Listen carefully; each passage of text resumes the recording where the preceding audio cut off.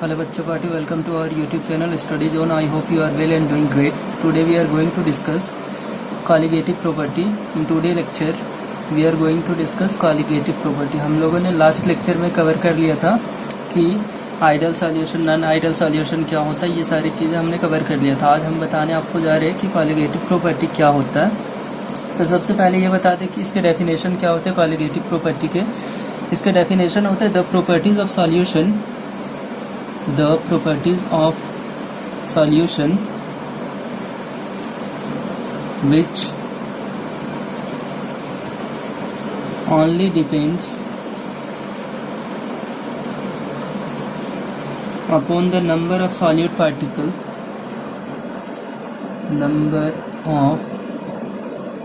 particles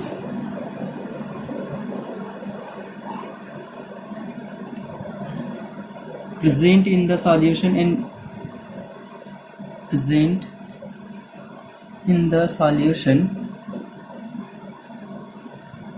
does not depends upon the nature of solute and does not depends upon the number of,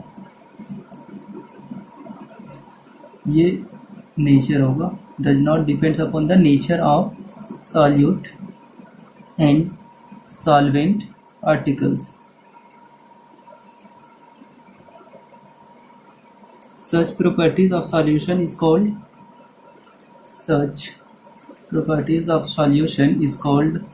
colligative property.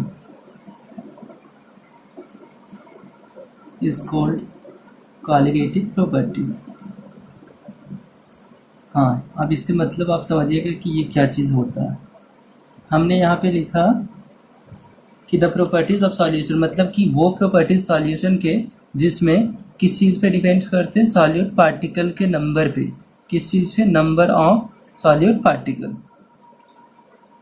In the solution, मतलब कि जो solution में present है। And does not depends upon the nature of solute and solvent particle, और उसके nature पे depend नहीं करते कि सॉल्यूट और सॉल्वेंट पार्टिकल जो हमारे सॉल्यूशन में उसके क्या नेचर है, किस तरीके के, ये सारी चीज़ों पे डिपेंड नहीं करता है। सिर्फ किस चीज़ पे करता है कि कितने मात्रा में, कितने नंबर में वो प्रेजेंट है।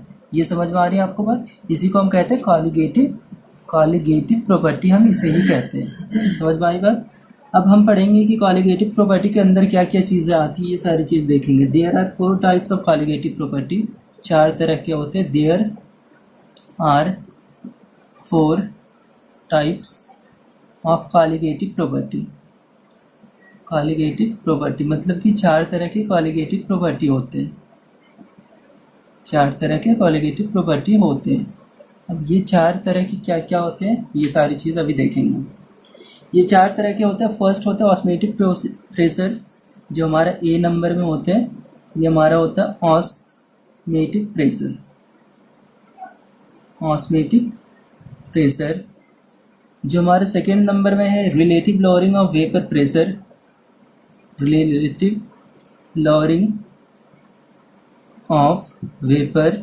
प्रेशर, जिसे हम RLVP कहते हैं। RLVP क्यों कहते हैं? R से रिलेटिव, L से लॉरिंग, V से वेपर, P से प्रेशर, तो इसे हम कहते हैं RLVP। और जो हमारा C और D है, ये क्या है? C है हमारा elevation in boiling point,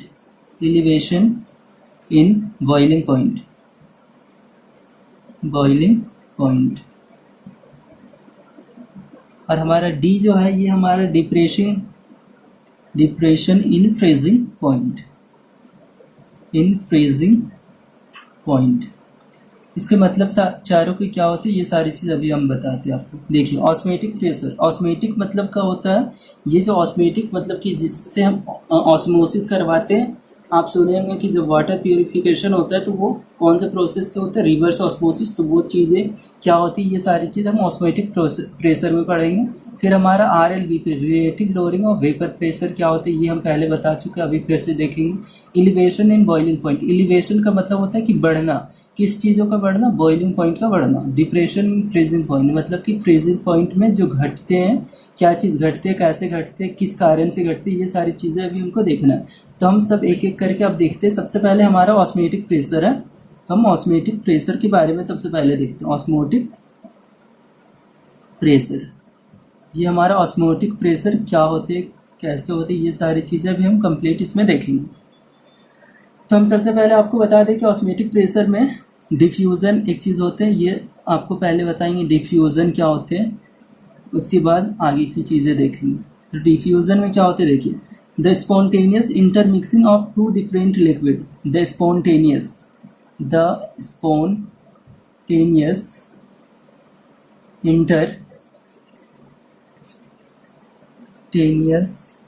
intermixing of two different liquid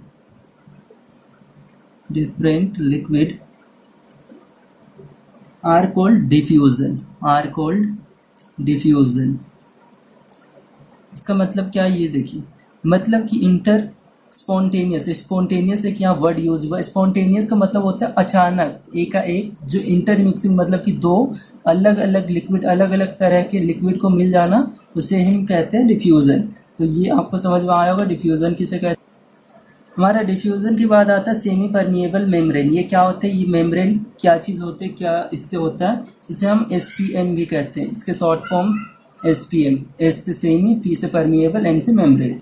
A membrane through which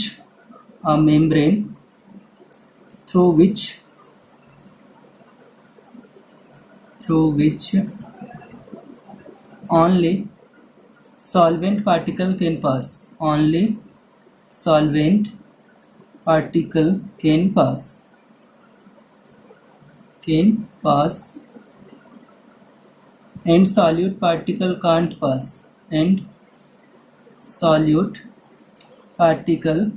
cannot pass। can't का मतलब cannot pass is called SPM, या called SPM, इसे ही हम कहते हैं सेमी परमिएबल मेम्ब्रेन, या SPM हम कहते हैं। इसमें देखिए, इसके एग्जाम्पल में आते हैं आपकी कौन कौन सी चीज़ें आएंगी, एनिमल ब्लैडर आएंगी, पर्चमेंट पेपर आएंगी, ये सारी चीज़ें इसके एग्जाम्पल में आएंगी। कौन कौन सी चीज़ें, एनिमल ब्लैडर मतलब कि जो जानवर होते हैं उसकी आंत होती है, और एंड पर्चमेंट पेपर, ये सारी चीज़ सेमी परमिएबल मेम्ब्रेन के एग्जाम्पल में आती है। अब हम देखेंगे कि ऑस्मोसिस क्या होता है। ऑस्मोसिस होता है the movement of solvent particle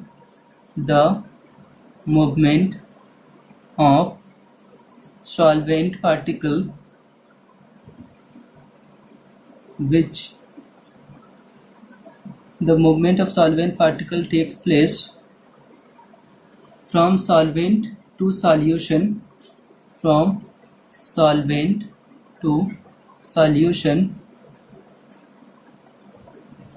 through semi-permeable membrane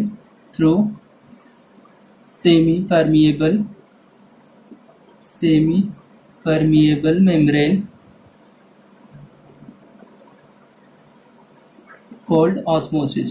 मतलब क्या हम बताएं, ये देखिए, मतलब कि जो मूवमेंट होते हैं सॉल्वेंट पार्टिकल के, किसके, सॉल्वेंट पार्टिकल के, किसमें, सॉल्वेंट पार्टिकल के फ्रॉम सॉल्यूशन से थ्रू सेमी परमिएबल मेम्ब्रेन से होते हैं, इसे हम कहते हैं osmosis.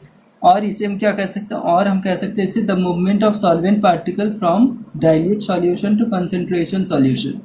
The movement of solvent particle from dilute solution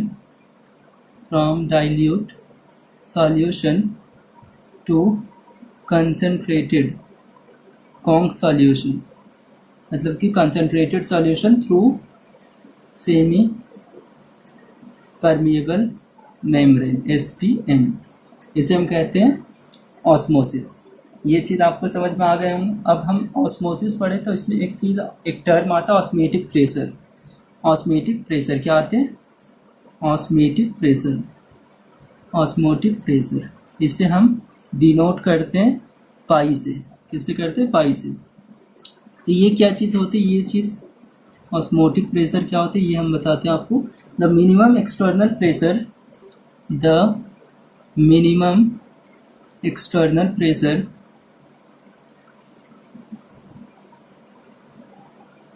which is applied on the surface, which is applied on the surface of liquid, on the surface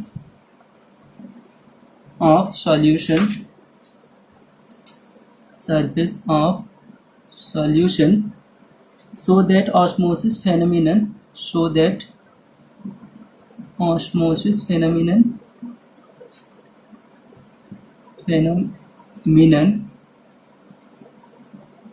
can be stopped, called osmotic pressure, OP, osmotic pressure. मतलब कि उतने minimum की मतलब कि उतने कम से कम external pressure, बाहरी दाब, प्रेशर का मतलब होता है दाब लगाना, उतने बल लगाना, which is applied on the surface of solution, surface of solution पे, जिससे ऑस्मोसिस फेनोमिनन रुक जाए, उसे हम कहते हैं ऑस्मेटिक प्रेशर। अब ये चीज़ क्या होता है? रीजन ऑफ ऑस्मोसिस किस तरीके से होते हैं, ये सारी चीज़ें भी हम डेमोस्ट्रेशन के थ्रू आपको दिखाएंगे। रीजन ऑफ ऑस्मोसिस, ये किस कारण ऑस्मोसिस होते हैं, इसके रीज़न क्या, इसके कारण क्या, ये सारी चीज़ अभी हम बताते हैं। जैसे हमने एक कंटेनर लिया, ये हमारा दूसरा हमारा ये कंटेनर है, ये हमें इस तरीके से बीच में जोड़ना पड़ेगा दोनों को। एक हमने इस तरीके से इधर लिया। अब देखिए यहाँ पे हमारा, इसमें भी हमने लिक्विड लिया, इसमें भी हमने लिक्विड लिया, और हमारा बीच में सेमी परमिएबल मेम्ब्रेन हमने लगा दिया। क्या लगा दिया? Semi permeable membrane. ये जो हमने लगाया ये सेमी परमिएबल मेम्ब्रेन है, और ये हमने कंटेनर को इस तरीके से रखा। हमने इस पे एटीएम प्रेशर का है ना ये यूनिट, PATM हमने लगाया, और ये VP हमारा वेपर प्रेशर है, ये सॉल्वेंट का है, और ये हमारा PATM हमने इस पे प्रेशर लगाया। कितने? PATM प्लस वेपर प्रेशर, ये हमारा सॉल्यूशन का है। किसके हैं? सॉल्यूशन के हैं। समझ में आई बात?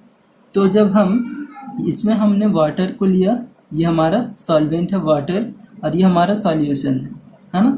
तो हमने यहाँ पे देखा कि इस पे हमने PATM प्रेशर लगाया plus vapour pressure of solution, और इसमें हमने PATM प्रेशर लगाया, ये वेपर प्रेशर ऑफ सॉल्यूशन है। तो सीन्स हमें ये देखने को मिला, क्या देखने को मिला? Scenes vapour pressure of solvent जो था, सॉल्वेंट का मतलब कि इस साइड वाले, ये किससे ज़्यादा था? वेपर प्रेशर ऑफ सॉल्यूशन से। किससे था ज़्यादा? वेपर प्रेशर ऑफ सॉल्यूशन से।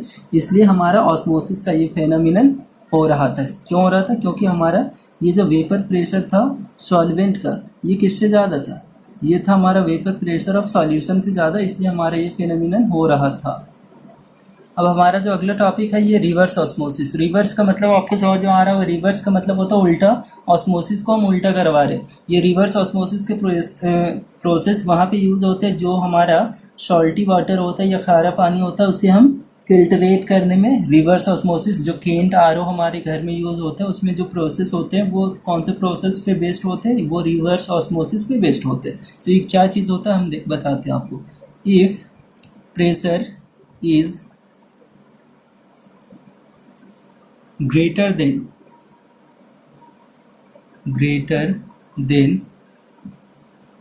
osmotic pressure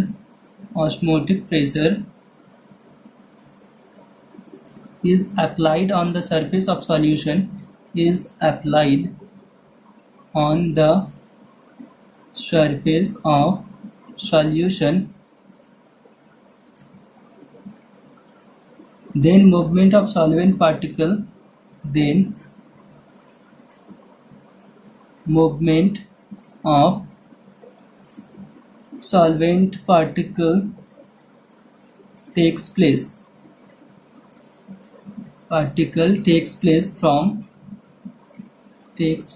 from solution to solvent, from solution to solvent through semi-permeable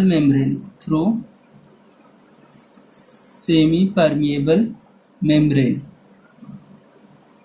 called reverse osmosis.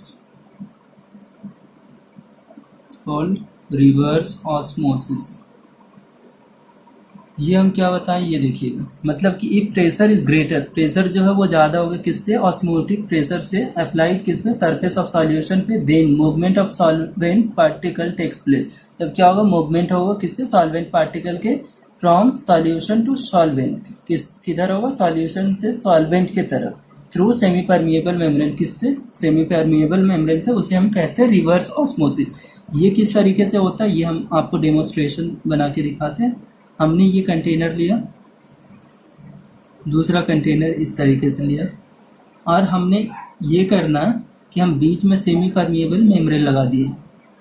ये हमारा सी वाटर है, हम आपको बताएं ना कि हमें खारा पानी को फिल्ट्रेट करने में ये प्रोसेस का यूज़ करते हैं, तो ये हमने बीच में सेमी परमिएबल मेम्ब्रेन लगा दिए, SPM।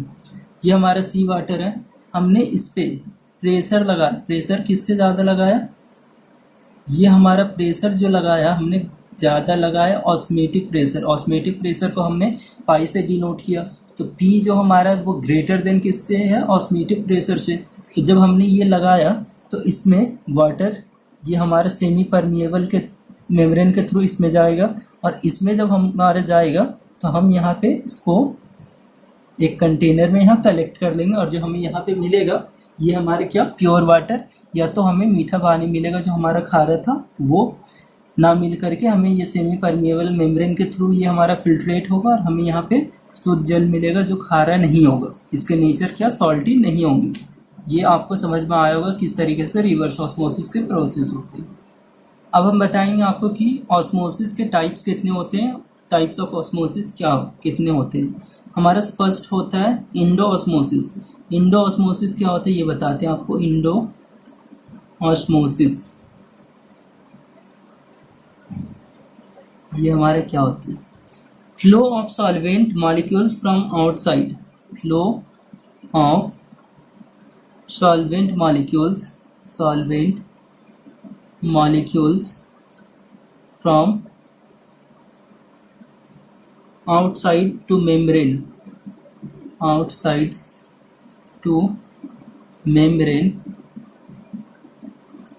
so it must be swell, so it must be swell। मतलब कि इसमें क्या होता है, जो फ्लो होता है, फ्लो का मतलब होता है बहाव जो होता है, वो सॉल्वेंट मॉलिक्यूल्स का कहाँ से होता है, फ्रॉम आउटसाइड टू मेम्ब्रेन, बाहर से मेम्ब्रेन की ओर जाता है। इसी के कारण ये क्या होता है, स्वेल हो जाता है। स्वेल का मतलब होता है फूल जाना कोई भी चीज़ों का। और हमारा जो दूसरा होता है टाइप्स, ये होता है एक्सो osmosis.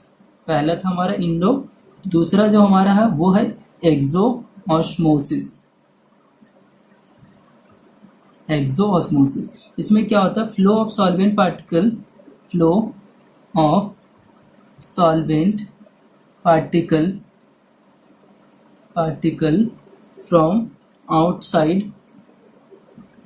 From solvent to outside, so it must be shrink। इसका मतलब ये होता है कि फ्लो जो उसमें होता है सॉल्वेंट पार्टिकल का, वो क्या होता है, सॉल्वेंट से आउटसाइड, मतलब कि सॉल्वेंट से वो बाहर की ओर जाता है। और जब हम कोई भी चीज़ से, अगर कोई भी चीज़ भीगा हुआ है उससे हम पानी को निचोड़ दें तो वो क्या होता है, श्रिंक हो जाता है ना। श्रिंक का मतलब सिकुड़ जाना होता है ना, वो इसी कारण क्या होता है, सिकुड़ जाता है। उसे हम कहते हैं एक्सो ऑस्मोसिस। हमने ऑस्मोटिक प्रेशर को पढ़ लिया, अब उसको ऑस्मोटिक प्रेशर होते किस तरीके से, उसके लिए कुछ ना कुछ नियम कानून तो होंगे, उसके लिए कुछ ना कुछ लॉ होंगे। वो क्या लॉ है इसके क्या नियम है, ये चीज़ हम देखेंगे। Law of osmotic pressure. First law जो है इसके, फर्स्ट लॉ ये क्या कहता है ये हम देखते हैं सबसे पहले। फर्स्ट लॉ कहता है इसका, the osmotic pressure of solution is directly proportional to the molar concentration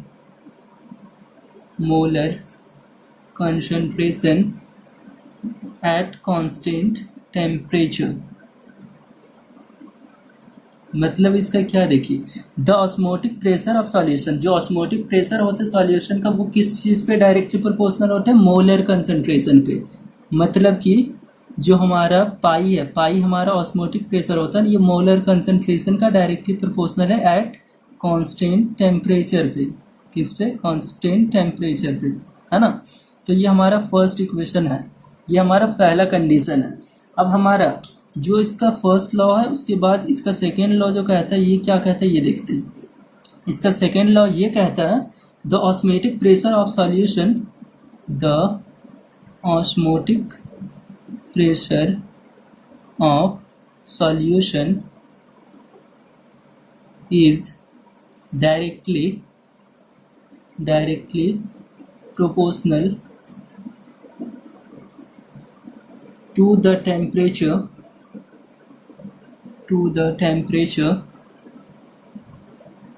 when molar concentration of solution, when जब molar concentration of solution is constant, जब मोलर कंसंट्रेशन सॉल्यूशन का क्या होगा, कांस्टेंट। यहाँ पे टेम्परेचर कांस्टेंट था, यहाँ पे क्या मोलर कंसंट्रेशन जो सॉल्यूशन का वो कांस्टेंट है। इसका मतलब क्या हुआ कि जो ऑस्मोटिक प्रेशर होगा ये डायरेक्टली प्रोपोर्शनल टेम्परेचर का, और ये एट कांस्टेंट कंसंट्रेशन पे। तो ये हमारा सेकेंड इक्वेशन मिला ना। तो जब हमने पहला इक्वेशन और सेकेंड इक्वेशन को कंबाइन करा, जब हमने पहला और दूसरा इक्वेशन को कंबाइन करा तो फ्रॉम 1 and 2 हमें क्या मिला, पहला और दूसरे से हमें क्या मिलेगा, हमारा देखिए इधर भी पाई है इधर भी पाई है, तो हमारा 2 पाई है, तो पाई के बदले ये पाई हो जाएगा। ये हमारा डायरेक्टली प्रोपोर्शनल के साइन आए। यहाँ पे C है, C का मतलब कंसंट्रेशन, और यहाँ पे T है, T का मतलब टेम्परेचर, तो ये हमारा C इंटू टी होगा ना, ये हमारा C इंटू टी होगा। उसके बाद हमने जब ये प्रोपोर्शनैलिटी के जो साइन है ये हमने हटाया तो हमें इसके बदले R मिला। क्या मिला, R। और ये C और T तो हमारा पहले से ही है ना, ये कंसंट्रेशन और टेम्परेचर। तो हमारा जो ये मिला ऑस्मोटिक प्रेशर के जो लॉ थे, इससे जो हमें फार्मूला मिला, ये हमें क्या मिला, पाई इक्वल्स टू RCT या CRT। हम इसको RCT भी कह सकते हैं या तो हम CRT कहेंगे। कंसंट्रेशन ये हमारा R प्रोपोर्शनैलिटी कांस्टेंट है और ये T हमारा टेम्परेचर है।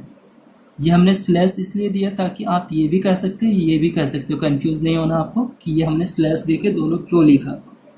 तो ये चीज़ आपको, अब यहाँ पे जो हमारा यूनिट देते हैं, दिस इज कोल्ड हमारा जो this is called van Hoff equation. इसे हम कहते हैं, क्या चीज़ कहते हैं, वॉन हॉफ की इक्वेशन कहते हैं, वॉन हॉफ इक्वेशन। इसे हम कहते हैं ये वॉन हॉफ इक्वेशन है। समझ में आई बात, वेयर। और यहाँ पे R जो हमारा है ये क्या है, गैस कांस्टेंट है। क्या है, गैस। ये हमारा जो R है ये हमारा गैस कांस्टेंट है, जिसे हम बताएं आपको कि प्रोपोर्शनैलिटी जब हमने हटाया तो हमें मिला। और इसके गैस कांस्टेंट का वैल्यू जो होती है ये हमारा होता है 0.0821। ये L ATM लीटर ATM पर केल्विन पर मोल, ये हमारा यूनिट होता है किसके, R के। R क्या चीज़ है, गैस कांस्टेंट है हमारा। समझ में आई बात। और हमारा जो यहाँ C होता है, C का वैल्यू होता है N/V। N जो होता है मोल बाई वॉल्यूम। समझ में आई बात। फिर हम यहाँ पे देखिए पाई इक्वल्स टू क्या कर सकते हैं, जब हमें C का वैल्यू N/V मिल गया तो देखिए हम यहाँ पे C के जगह पे अगर N/V पुट कर दिए तो पाई इक्वल्स टू N/V RT, ये हुआ ना हमारा। तो ये देखिए पाई इंटू V, ये हमारे नीचे था, इधर हम मल्टीप्लाई कर देंगे तो ये हमारा पाई V होगा। पाई V इक्वल्स टू NRT। तो हमें एक देखिए जब हमने यहाँ पे c को n/v लिखा तो हमें देखिए यहाँ पे पुट करना पड़ा c का वैल्यू n/v, तो हमें पाई इक्वल्स टू n/v RT मिला, और ये v को हमने इधर मल्टीप्लिकेशन कर दिया तो ये हमारा क्या हो गया पाई v इक्वल्स टू n/RT। तो हमें क्या मिल गया, देखिए पाई तो हमारा ऑस्मोटिक प्रेशर, v वॉल्यूम है, n है मोल, और ये हमारा r जो है ये हमारा गैस कांस्टेंट है, और t हमारा टेम्परेचर है। तो ये हमारा फार्मूला मिल गया। तो आई होप ये आपको समझ में आ गया होगा। अब हमारे पास क्वेश्चन है कि explain osmotic pressure is colligative property, की हमें एक्सप्लेन करना है कि जो हमारा ऑस्मोटिक प्रेशर हमने पढ़ा ये कॉलिगेटिव प्रॉपर्टी है। हमने ये तो पढ़ लिया कि ये कॉलिगेटिव प्रॉपर्टी के अंदर आता है, लेकिन हमें ये एक्सप्लेन करना है कि ये कॉलिगेटिव प्रॉपर्टी के अंदर क्यों आता है। हम आपको कॉलिगेटिव प्रॉपर्टी होता क्या ये पहले ही बता चुके हैं कि नंबर ऑफ सॉल्यूट पार्टिकल पे डिपेंड करता है, ये ना कि नंबर ऑफ सॉल्यूट और सॉल्वेंट के नेचर पे करता है। तो ये हमें नंबर ऑफ सॉल्यूट पार्टिकल पे डिपेंड करता है, तो हम इसे सॉल्यूशन करेंगे। और सिंस वी नो दैट हम लिखेंगे सिंस वी नो दैट, हम लोग जानते हैं कि क्या जानते हैं, पाई भी हमने अभी प्रूव किया ना, पाई भी इक्वल्स टू n/RT, ये हमने अभी प्रूव किया। तो हम यहाँ पाई इक्वल्स टू n/v/RT लिख सकते हैं ना। अब देखिए पाई इक्वल्स टू हमारा क्या आ गया, n/v हमने किसको लिखा था, c को लिखा था ना, c/RT, ये हमारा आ गया। तो सिंस लिख सकते हैं, since pi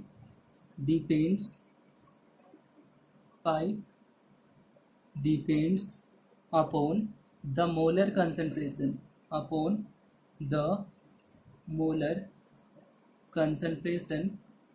of solution, that is number of particle of solute and solvent, that is number of particle of solute and solvent. हमने आपको पहले ही बता चुका, हम आपको पहले बता दिए थे कि ये नेचर पे डिपेंड नहीं करता, नंबर ऑफ सॉल्यूट और सॉल्वेंट पार्टिकल पे डिपेंड करता है ना। तो हमने यहाँ देखा कि हमारा जो पाई आया ये CRT के बराबर आया, और यहाँ पे देखिए सिंस पाई जो है ये किस पे डिपेंड कर रहा है, मोलर कंसनट्रेशन पे। ये मोलर कंसनट्रेशन हम ये हमारा पाई डिपेंड कर रहा है मोलर कंसनट्रेशन पे, इसलिए हमने लिखा number of particle of solute and solvent. ये जो हमारा मोलर कंसनट्रेशन है ये क्या चीज़ है, number of solute and solvent है। तो ये आपको समझ में आ गया होगा कि कॉलिगेटिव प्रॉपर्टी के अंदर ये ऑस्मोटिक प्रेशर क्यों आता है। तो आई होप ये वीडियो आपको अच्छा लगा होगा। अगर अच्छा लगा तो अपने दोस्तों के साथ शेयर कीजिए, और जहाँ भी दिक्कत हो वो कमेंट कीजिए और पूछिए कि ये चीज़ दिक्कत है, हम आपकी दिक्कत को क्लियर करेंगे।